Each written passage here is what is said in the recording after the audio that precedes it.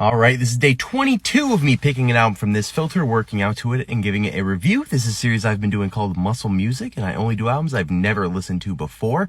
I've never done the Stooges, so let's do it.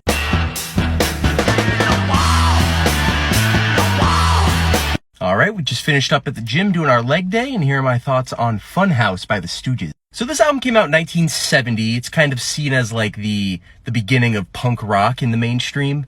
And I can definitely hear that on this album for sure. The lead singer of the Stooges is actually Iggy Pop. If you've ever heard that name, that's kind of where you got to start. And, yeah, no, I just wasn't crazy about this one. And don't get me wrong, I love punk rock. I think it's a great genre. There's a lot of classics in there. It's just the very beginning stages of it, the developmental stages were not that great.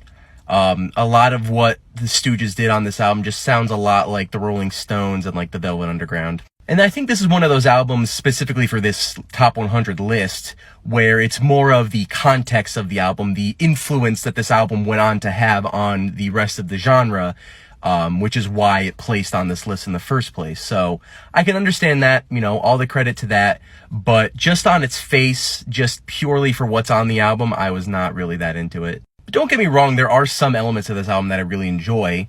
I think the title track Funhouse is pretty interesting, the way they incorporate some saxophones, which I don't really see a lot of being used in pop punk, at least in today.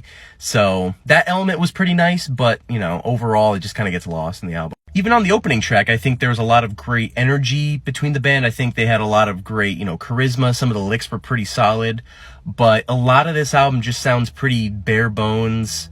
And, you know, granted, it's 1970, it's kind of the beginning of that punk sound, but, yeah, at least in comparison to what has happened since, just not for me. Even the closing track, LA Blues, is kind of this noise rock sound. It's pretty avant-garde, but it really just sticks out like a sore thumb on this track list. There's even some weird mixing mistakes. I think on the track 1970, it just mixed so much lower. Like the volume is much lower, like noticeably from the rest of the album. And I purposely didn't listen to the remaster version because I wanted to hear like the raw original version. So I don't know if it's just a streaming thing, but yeah, it was definitely noticeable. But yeah, that's pretty much it. My favorite tracks, if I had to say a couple, would probably go to Down on the Street and Funhouse. But yeah, again, this is one of those albums where it's more of the influence of what happened afterwards that got it on this list. At least in my opinion, it's less about the actual content of what's on the album itself.